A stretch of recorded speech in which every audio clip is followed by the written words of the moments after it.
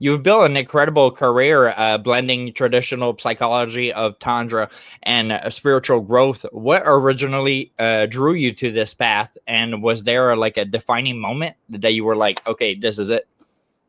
Well, I was a waitress and I was living in Venice Beach and just drinking too much. And I'd been in therapy a lot because, like a lot of your listeners, I'd had a difficult childhood. And I was in a bookstore and I saw this book and it said, well, sex is spiritual. And I was like, of course it is. Why didn't anyone ever tell me that? What? And it just really resonated with that. And I started off on a journey of trying to find more information about sex being spiritual. And I ended up going to, I'd been in therapy a lot. So I found this transpersonal school. I'll explain that in a minute. So I went there because I knew you could talk about at this. So it's a form of psychology where you can also talk about spirituality. You can talk about extraterrestrials if you want. Okay. You can talk about anything, and they take it seriously. They're like, okay, people have these experiences. People see ghosts. Some people, do all kinds of things. And mainstream psychology would just say they're crazy. And we would say, even if they're crazy, they might have a valid point of view. There you go.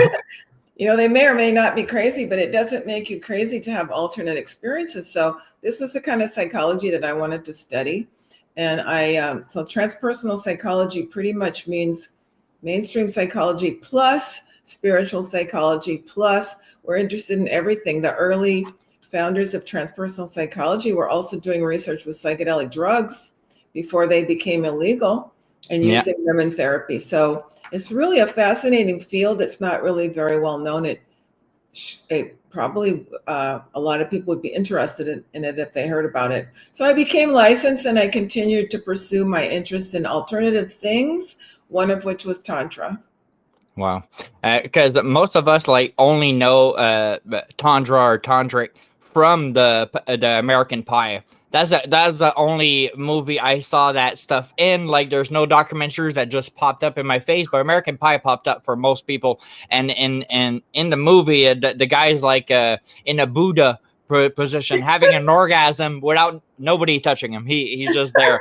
And so that's most thoughts of people. Is that a misconception right there, or that could be reality?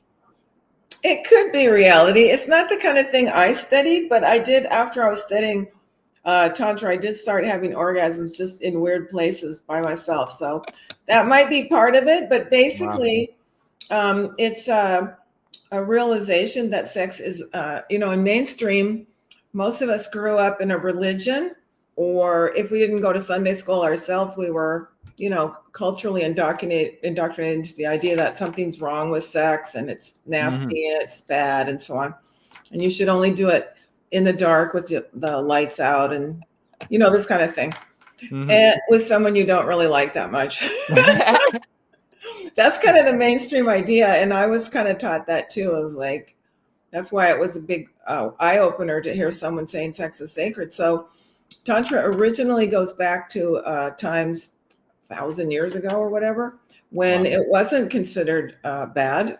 It was considered positive. And so we try to see that everything is spiritual. So basically there's a worldview that some things are spiritual and some things aren't. And mostly the fun things aren't. Yeah.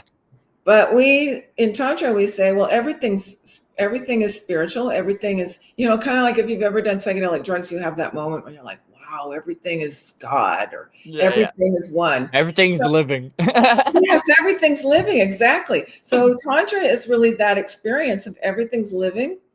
And I want to try to develop myself to be the kind of person who can experience that even if I'm not taking drugs. I want to just be in that space where everything's living and sex is living. And I want to be awake for sex. Mainstream sex now is very porn oriented. So you just kind of do this thing and get off. Yeah. And you kind of get with your partner and do this thing and get off. And we're like, why would you want to stop? If sex is so good, why don't you want to make it last for a long time? Absolutely. Why don't you just take a break from getting off and try and see what it's like to make love for an hour or two or longer? So we we study or work on ourselves or do exercises with other people to try to develop ourselves to be the kind of people who can enjoy pleasure for a long period of time instead of having to get rid of it right away. Does that make